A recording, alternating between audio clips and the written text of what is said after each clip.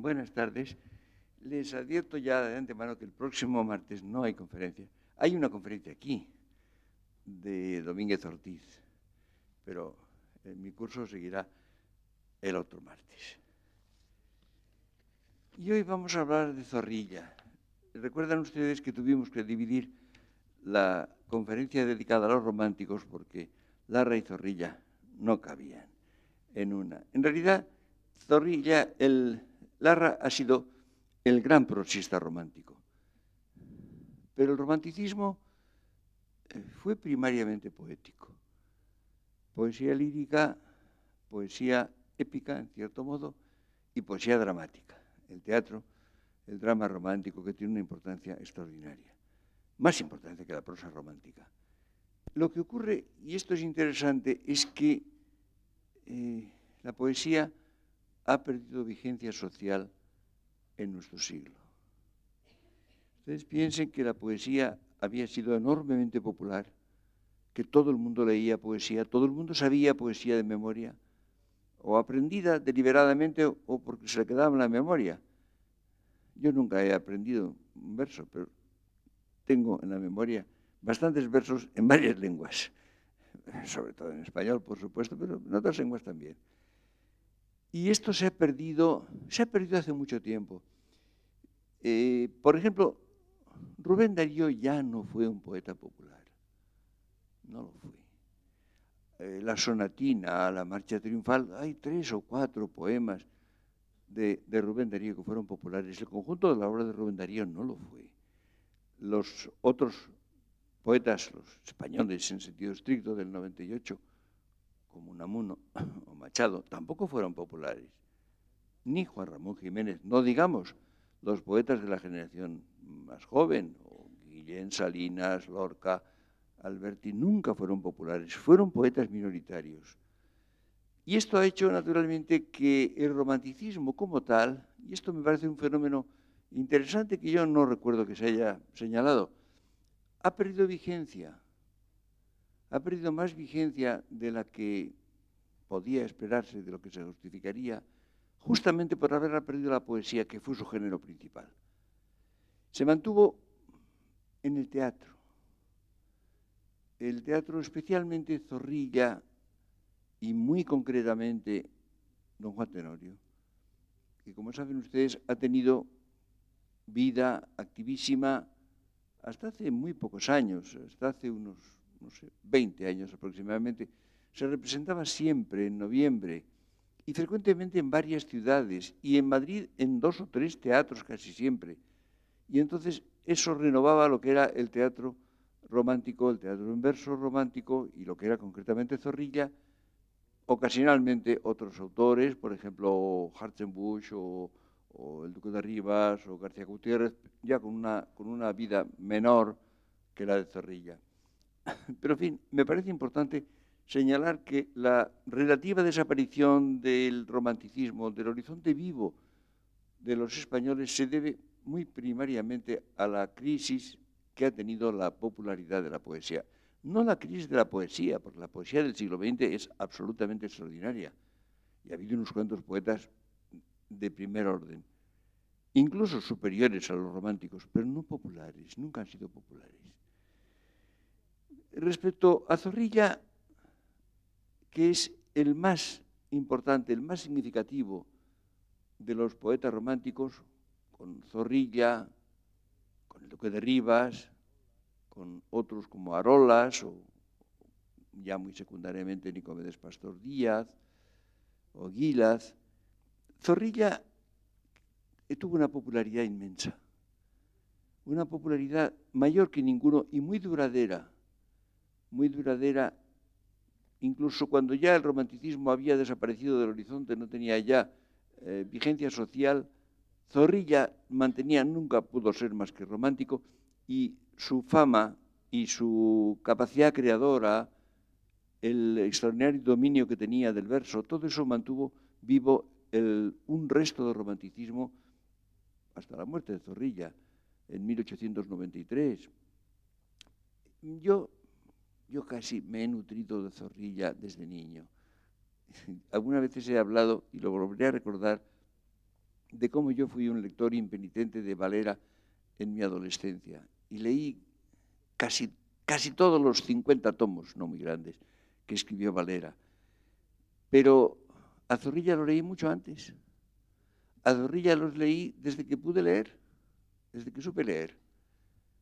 Mi padre tenía las obras de Zorrilla y además le gustaban mucho, y yo las devoraba. De modo que yo creo que desde los 6 años aproximadamente he sido lector de Zorrilla y tengo en la memoria un número muy grande de versos suyos y he leído todos los géneros, absolutamente todos. De modo que para mí, personalmente, Zorrilla ha sido decisivo. Luego trataré de precisar qué es lo que me aportó, qué es lo que le debo. Ustedes saben que Zorrilla nació el año 1817 en Valladolid y murió, acabo de decirlo, en 1893. Tuvo una vida larga, no excesivamente larga, pero para un romántico sí. Los románticos solían morir a los 30 años, o en todo caso a los 50. Era hijo de don José Zorrilla y Caballero, magistrado, superintendente de policía, severísimo, en tiempo de Fernando VII, realista, absolutista. Después de la muerte de Fernando VII, carlista, como cumple. Era un hombre severísimo, parece que de bastante importancia, inteligente, duro, sumamente duro. Yo creo que Zorrilla le tuvo gran cariño y pavor. Le tuvo siempre temor, mucho temor. Y trató siempre de ablandarlo, de congraciárselo. Naturalmente, este Zorrilla, que era pequeño, que era débil, un poco enclenque, que además hacía versos, se dejaba unas melenas y unas barbas, le parecía una cosa absurda. En vez de estudiar Derecho, que es lo serio, y lo que él quería, Zorrilla estudiaba lo menos posible de Derecho, y hacía versos. Leía sobre todo, y escribía versos. Esto no le parecía al magistrado, al superintendente de policía, no le parecía ni serio ni que llevara a ninguna parte. Y Zorrilla trató de congraciárselo, de tener éxito, de tener fama, para que su padre, en definitiva, lo estimara. Quizá no lo consiguió nunca, un poco en el fondo, sí, yo creo que sí, pero no mucho. Además, era un hombre, repito, yo creo que era el arquetipo del hombre, eso que se llama el hombre de derechas, pero ¿cómo, no? Y es el tipo del comendador. Yo creo que el comendador es don José Zorrilla Caballero. Yo creo que precisamente el modelo del comendador fue Zorrilla. Pero adviertan ustedes que el tipo del comendador, el padre de la amada seducida o la monja, procede naturalmente de Tirso de Molina y es muy antiguo, de todas partes. Pero es que, recuerden ustedes que Zorrilla incluye al padre de don Juan Tenorio, don Diego Tenorio, que aparece también en la Hostería del Laurel y que le dice todas aquellas cosas, recuerden ustedes, ¿no? Que además aparece con el antifaz y cuando le dice, ver, ¿qué quieres? Ver, te quiero, nunca en vano me lo pides, nunca no, cuando me cuadre, ¿cómo así? Y le quita el antifaz. Don Juan, dicen todos, dice, villano, me has puesto en la faz la mano. Dice, válgame Cristo, mi padre. Reportaos con Belcebú, no los hijos como otros son hijos de Satanás. Bueno, ya sigue. Como ven ustedes, introduce para que quede la cosa más clara al padre de don Juan. De modo que tienen ustedes el comendador, que es el gran personaje, el verdadero personaje es el comendador, que es don José Zorrilla Caballero, pero para que la cosa quede más clara, pone al padre también en escena, quizá también por guardar la simetría que hay, esa simetría de especie de ballet que hay en el Tenorio. Esto es interesante. Él nació en Valladolid, estudió algo en Valladolid, en Toledo, en Madrid, siempre poco. Se había escapado de casa cierto tiempo. Luego el padre cayó en desgracia por sus ideas políticas, se retiró a Torquemada, vivió en Torquemada mucho tiempo. Zorrilla fue a veces a pasar con él alguna temporada, nunca acababan de entenderse. La madre murió, pero luego quedó todavía vivo el padre, que murió más adelante. Yo creo que esto es decisivo, no solamente en la vida de Zorrilla, que tuvo mucha importancia, sino también en su concepción de la realidad y, por tanto, en su poesía. Zorrilla fue de una precocidad extraordinaria. Es bastante increíble. Ustedes saben que Zorrilla, que no tenía dónde caerse muerto, que iba con una ropa ajada, porque viviendo en casa de amigos o en alguna pensión de casa de huéspedes de tercer orden en Madrid, cuando tenía 20 años, se hizo famoso leyendo aquel famoso poema, famoso entonces, en la muerte, en el entierro de Larra. Y entonces fue una revelación. Tenía una voz extraordinaria, decía por lo visto maravillosamente los versos. Había aquel momento en que estaban los amigos, los escritores, condolidos por el entierro de aquel desgraciado escritor, suicida, y entonces apareció este muchacho que acababa de cumplir, o no sé si iba a cumplir a los pocos días, 20 años. Y leyó con aquella voz extraordinaria aquel poema, que no es especialmente bueno, pero era adecuado a las circunstancias y reflejó lo que sentían todas aquellas personas. Y entonces todo el mundo pensó, ha muerto un poeta y ha nacido otro, y tuvo un éxito súbito. Súbito, entonces todo el mundo le ofreció su amistad, Donoso Cortés, Nicomedes Pastor Díaz, luego amigo del conde de Campalange, todo el mundo. Y su suerte cambió, le ofrecieron colaboraciones en los periódicos, se pagaban muy poco, por supuesto, pero en fin no es que saliera de apuros. Pero en fin, empezó a tener una cierta fama, cierta notoriedad. Pero les decía a ustedes que la precocidad no se limitó a este poema. Los poetas son casi siempre precoces. Yo he dicho muchas veces que si los poetas tuvieran alguna enfermedad del corazón que los hiciera morir a los 30 años, sería una pena. Pero la historia de la poesía no sería demasiado diferente de lo que es. Casi todos a los 30 años han hecho lo que eran.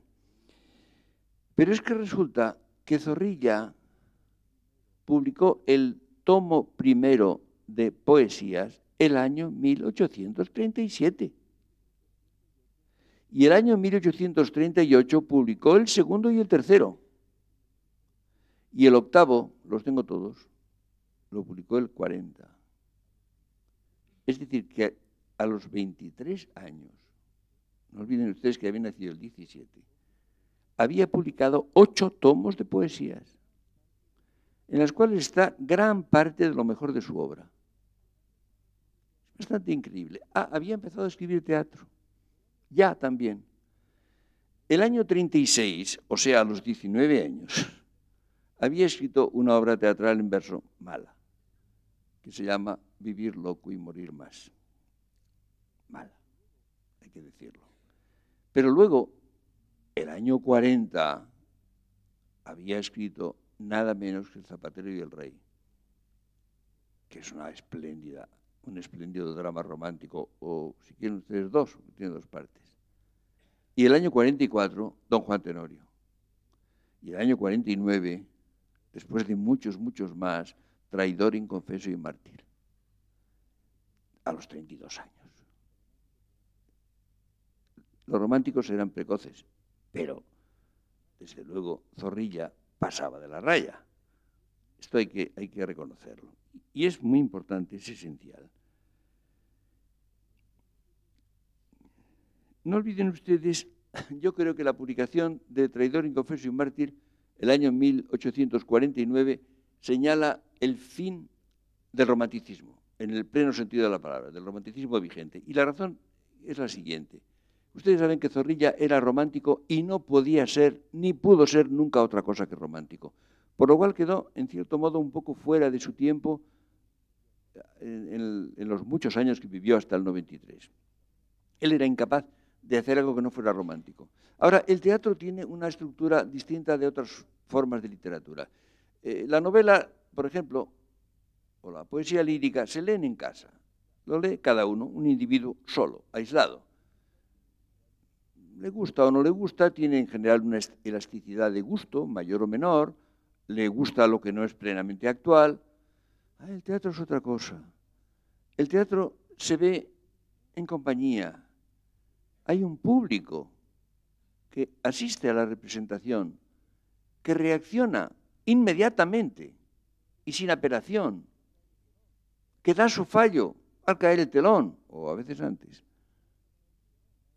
Es decir, el teatro tiene que estar de acuerdo con la sensibilidad del público. El año 49, Zorrilla escribe un drama estupendo para mi gusto. Probablemente, desde el punto de vista de la construcción dramática, el mejor de todos. Cuyo personaje es irónico. Es el pastelero de Madrigal, que es o no es el rey don Sebastián de Portugal. Es irónico, y todos los largos interrogatorios del juez está constantemente cambiando. Le parece que es un impostor, le parece luego que es el rey don Sebastián. No sabe si hacerlo volver a la cárcel de mala manera o besarle la mano y arrodillarse. Al final lo ahorca, claro.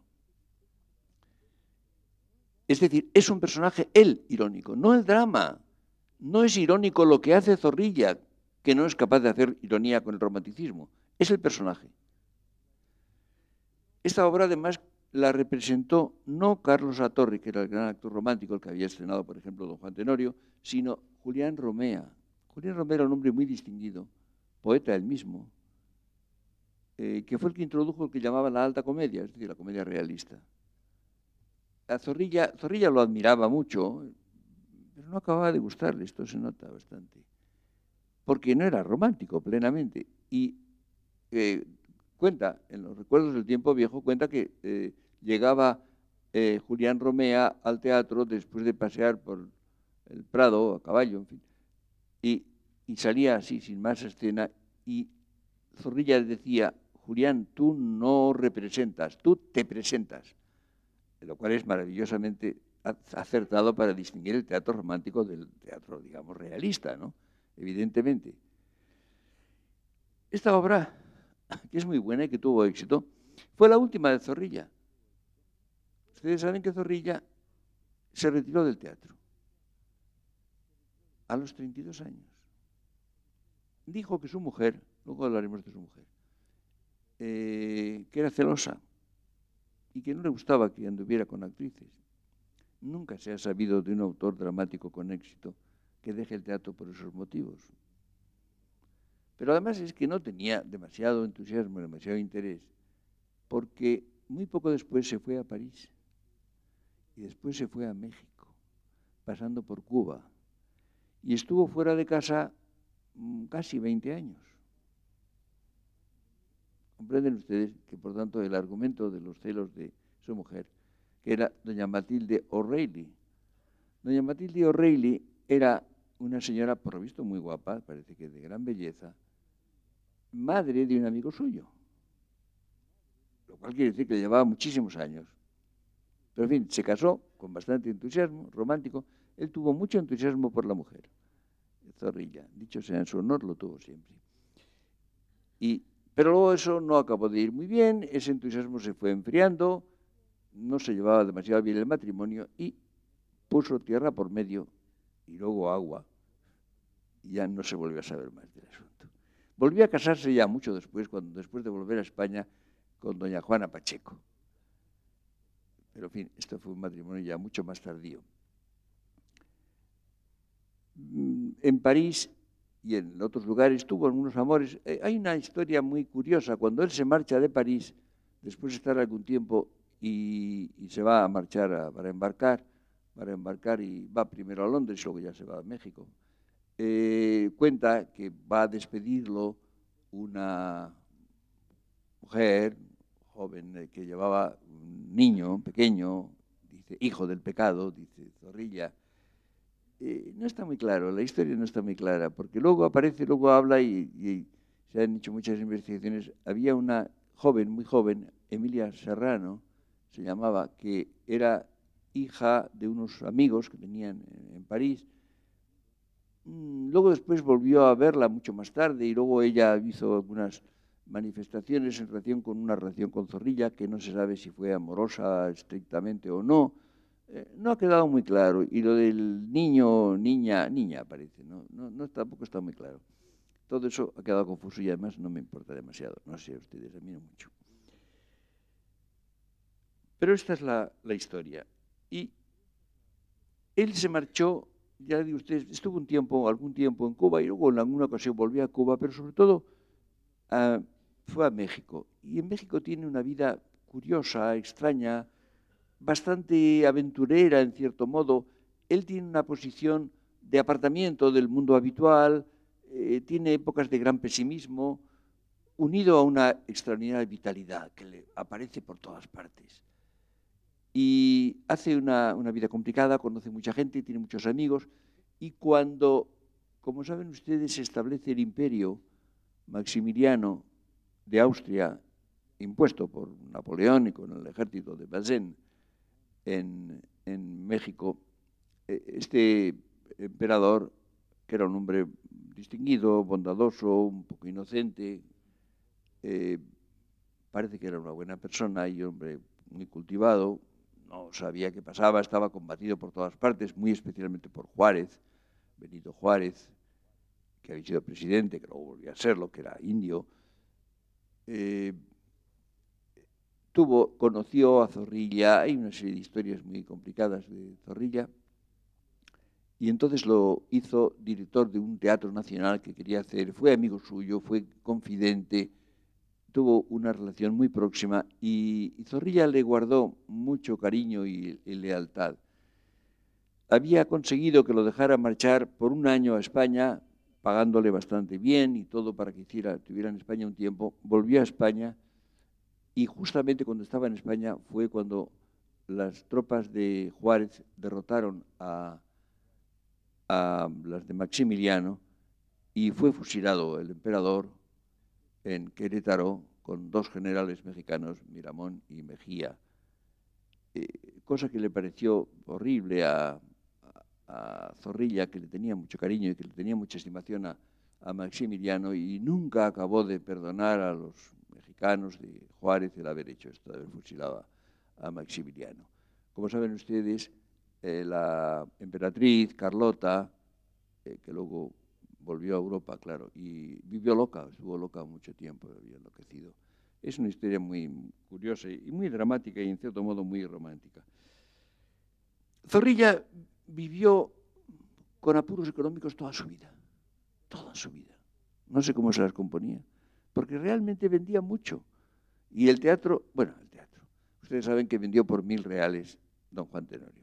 No había ley de propiedad intelectual, los editores o los compraban las obras por muy poco dinero. Él tuvo un rencor contra don Juan Tenorio.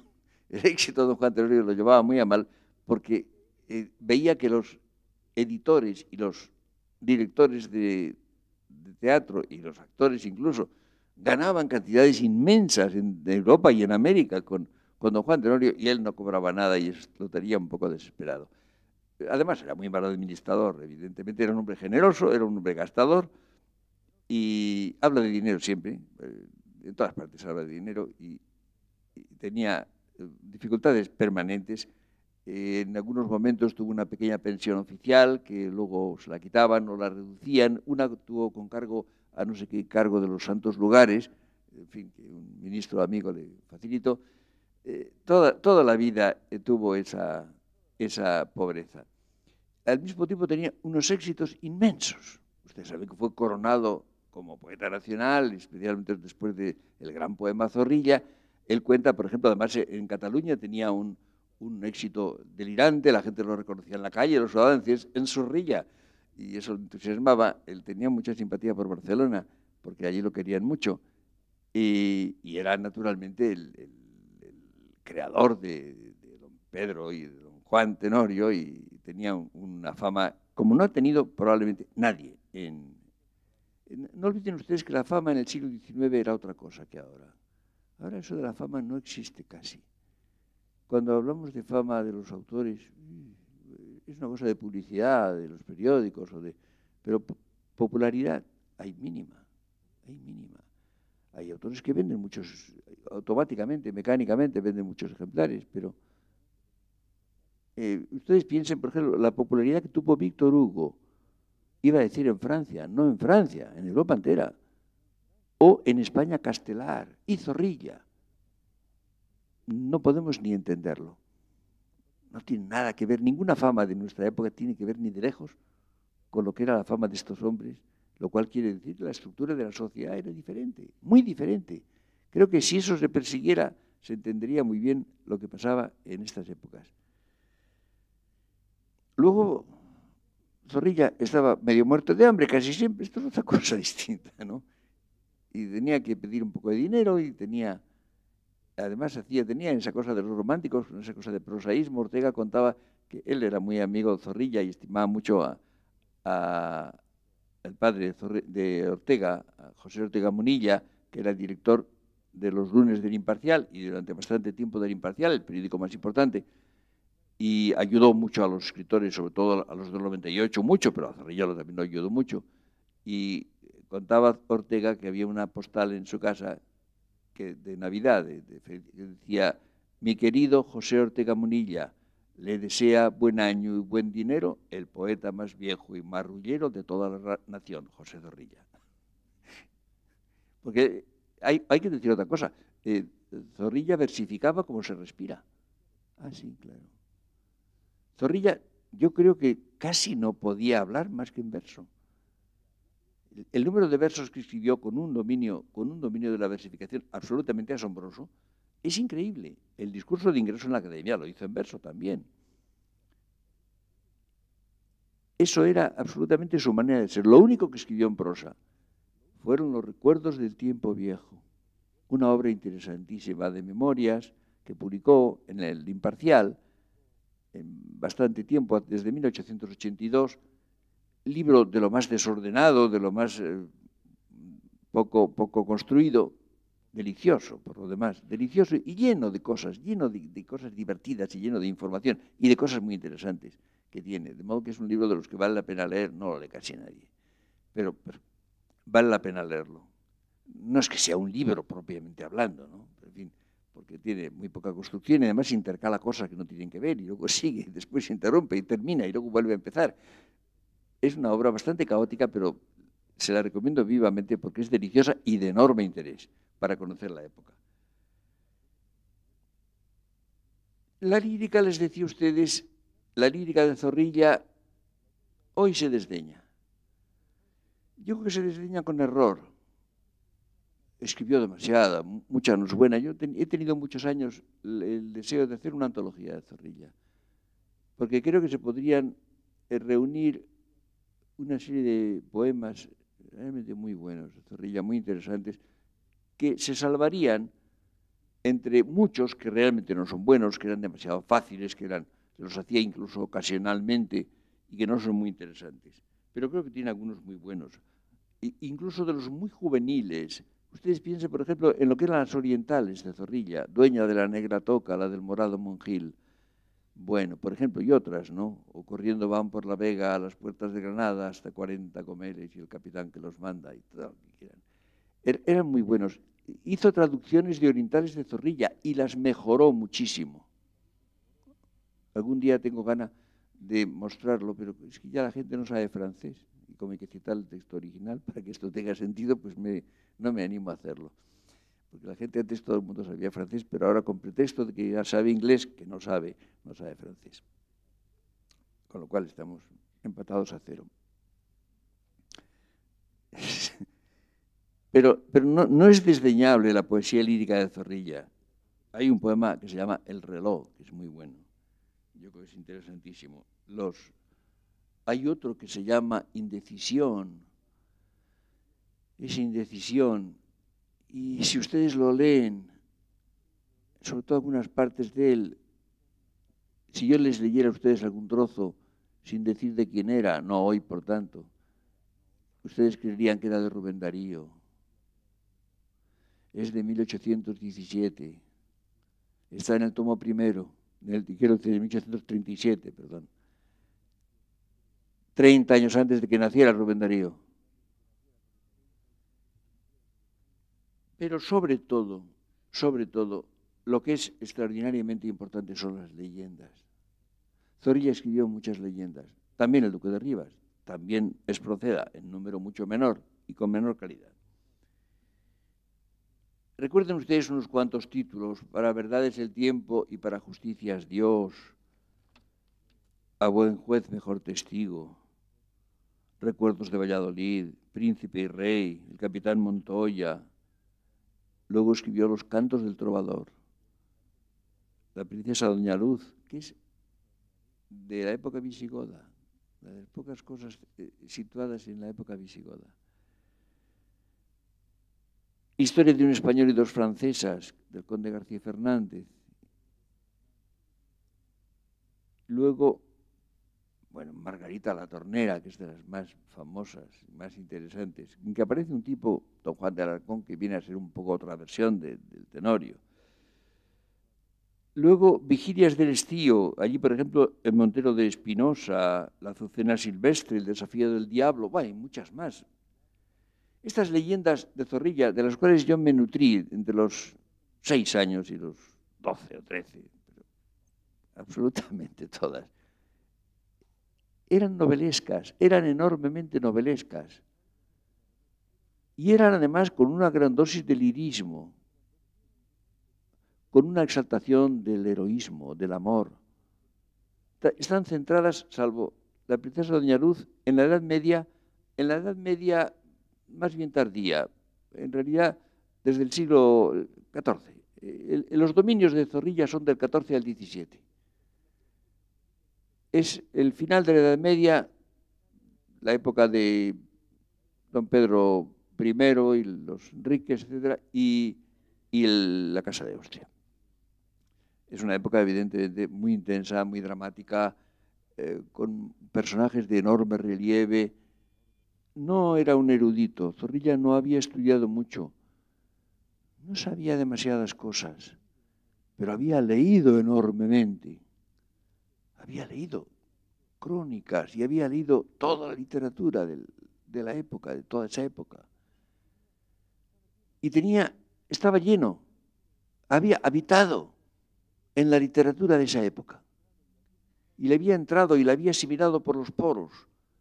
Y tenía además un sentido de penetración y de adivinación extraordinario. La obra de Zorrilla tiene una vivacidad y hay una presentación de los ambientes, del tipo de personajes, de los dramas, desde el siglo XIV al siglo XVII, algo verdaderamente extraordinario. Es el sustitutivo de la novela romántica que no existió y no fue buena. La verdadera novela romántica son las leyendas de Zorrilla. Y naturalmente, en gran parte, el teatro. El teatro que tiene es en forma escénica el paralelo de las leyendas. Y tiene una enorme riqueza también de personajes y de situaciones y de intriga. En definitiva, fue un heredero legítimo del teatro del siglo XVII, en otro tono, con otra tonalidad, con otro tipo de personajes, pero con más lirismo. Último Árabe tiene más lirismo, siempre tiene un lirismo que no lo abandona nunca, ni en las leyendas ni en el teatro. Él tiene una actitud respecto de España, que es lo que me parece interesante, que es a lo que vamos a ir. Él tiene una enorme pasión por España y es muy profundamente religioso. Siente la religión cristiana de un modo muy vivo. En el prólogo del tomo segundo de poesías, que es de 1838, dice: la patria en que nací y la religión en que vivo. Ese va a ser su tema. Español, he buscado en nuestro suelo mis inspiraciones. Cristiano, he creído que mi religión encierra más poesía que el paganismo. Ustedes saben, por ejemplo, que se ha hablado mucho de que había dos romanticismos, un romanticismo más o menos escéptico y religioso, a veces incluso ateo, revolucionario, y otro que se llama conservador, tradicional, Si ustedes apuran un poco, dirían la gente de derechas. Y en eso ponen a Zorrilla. No es cierto. Zorrilla tiene una afirmación de la libertad extraordinaria. Zorrilla, por ejemplo, escribe unos poemas que recitaron los actores en los últimos meses del año 1839, después de la Guerra Carlista, que son ejemplares. Son los poemas de la reconciliación. Son unos poemas en los cuales habla de la reconciliación de los españoles. Elogia a los dos, vencedores y vencidos, y dice que hay que olvidarse de ser vencedores. Hay una proclamación de la libertad. Él evidentemente estaba del lado de los liberales y de Cristina y de Isabel, ¿no? Su padre no, su padre era carlista. Pero los salva a todos, los salva por su heroísmo, por su sacrificio, por su condición española. Lo que tiene es, repito, una enorme cantidad de entusiasmo. Entusiasmo porque, primariamente porque conocía a España, porque la había leído. Casi toda la gente que habla de España con desprecio es que no tiene ni idea. No la conoce físicamente, no ha leído nada, no sabe nada de los libros españoles. Es lo que sacaba de quicio a Menéndez Pelayo. A Menéndez Pelayo lo sacaba de quicio el que había algunos señores muy estimables, por otra parte, que creían que España era una especie de desecho histórico. Pero no habían leído un solo libro español, no sabían nada. Y esto lo sacaba de quicio, que él había leído por lo menos los títulos de todos, y muchos libros también. Pues bien, Zorrilla había leído enormemente y conocía España físicamente y después conocía América, lo cual es absolutamente fundamental para entender España. Si los españoles pasaran temporadas, por lo menos, en América, se curarían de unas tonterías dominantes. Y Zorrilla lo hizo también, y mucho, y muchísimo. Eso me parece capital. Hay en él una reconstrucción literaria, por supuesto, sin pretensiones eruditas ni científicas, de la historia de España, con una capacidad de recreación de ambientes, de personajes. En cierto modo, es el equivalente de la novela histórica que, por ejemplo, en Francia o en Inglaterra tiene mucho valor y en España apenas existe. Y, en cambio, lo que falta en la obra de Zorrilla es el presente y la política. Nunca quiso estar metido en política, para nada. Y, en definitiva, ya desde el siglo XVIII desaparece de su literatura. No aparece lo importante, lo presente no aparece más que en los recuerdos del tiempo viejo, naturalmente, que habla de su vida, habla de lo que ha visto, de lo que le ha pasado. Ahí sí aparece, y aparece con mucho relieve y con mucha precisión en ocasiones. Pero, además, esa visión, no olviden ustedes, está reforzada por la armonía del verso. Ah, no, es que no es ninguna tontería. Todo eso está reforzado por una melodía que dominaba como nadie, hasta ya el virtuosismo. Ustedes recuerdan, por ejemplo, en aquellas cosas de la carrera en Granada, en que empieza con unos versos larguísimos y va llegando al verso de, iba a decir de una sílaba, de dos, porque una sílaba es aguda y por tanto cuenta por dos, y luego va dilatándose otra vez. Y hacía lo que quería, ¿no? Con una musicalidad extraordinaria. Y esto evidentemente da una tonalidad lírica a toda esa obra que no se encuentra, claro está, normalmente en la prosa y que no se encuentra en poetas más secos o menos ricos de rima o más pedestres, como eran los demás. Las figuras históricas están idealizadas, dramatizadas, sin duda ninguna, pero son accesibles, son inteligibles, uno los comprende. Evidentemente, don Pedro I, el cruel o el justiciero, como quieran llamar, no fue como aparece en Justicias del rey don Pedro, leyenda, o en El zapatero y el rey, los dramas. No fue eso, pero también fue eso. Y cuando leemos a Zorrilla, entendemos a don Pedro. Y cuando leemos las historias más científicas acerca de don Pedro I de Castilla, si hemos leído Zorrilla, los entendemos mejor, sin duda ninguna. Yo creo que ha contribuido Zorrilla increíblemente a enriquecer la noción de España, hasta que se ha dejado de leerlo. No olviden ustedes que la noción que se tiene de un país puede ser más exacta o menos, pero puede ser pobre o rica. Este es un concepto que casi nunca se tiene en cuenta. Yo tengo la impresión de que la noción de España en nuestro tiempo es enormemente pobre. No, ya digo desacertada. Bueno, al ser pobre es desacertada, pero muy pobre, muy esquemática. Es curioso las poquísimas cosas que son familiares. Ustedes piensen, por ejemplo, en esta época en que se habla todo el tiempo de regiones y hay un regionalismo que se convierte en nacionalismo, la mayor parte de la gente no tiene ni idea de la peculiaridad de las diferentes regiones españolas. Cuando yo era niño circulaban, no sé, estereotipos. Incluso había unas postales que los niños coleccionábamos, que eran postales de las provincias españolas. Y en esas postales estaban el mapa de la provincia, con sus detalles geográficos, con sus ciudades y pueblos, con una lista de hijos ilustres, que se llamaba hijos ilustres de Palencia, o hijos ilustres de Sevilla, o hijos ilustres de Lérida, con los tipos regionales, que ya no se vestían así, pero bueno, da una imagen. Esto se ha perdido. No se ha sustituido. No digan ustedes, es que, naturalmente, esas postales que yo coleccionaba cuando era niño, evidentemente no tendrían mucho sentido ahora, estarían anticuadas, pero es que no se han sustituido por otras cosas. Simplemente se ha producido la esquematización y, por tanto, el empobrecimiento. Desde que sería interesante ver cómo se ha empobrecido la idea de España desde que se ha dejado de leer a Zorrilla, desde que ha dejado de ser realmente popular, familiar, de estar en las manos de todo el mundo y en la memoria de todo el mundo. En los recuerdos del tiempo viejo, finalmente, eso sí, es un complemento que me parece muy importante, porque aparece su tiempo.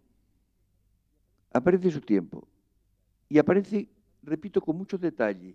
Y aparece París, Londres, Cuba, México, tipos, muchos tipos españoles.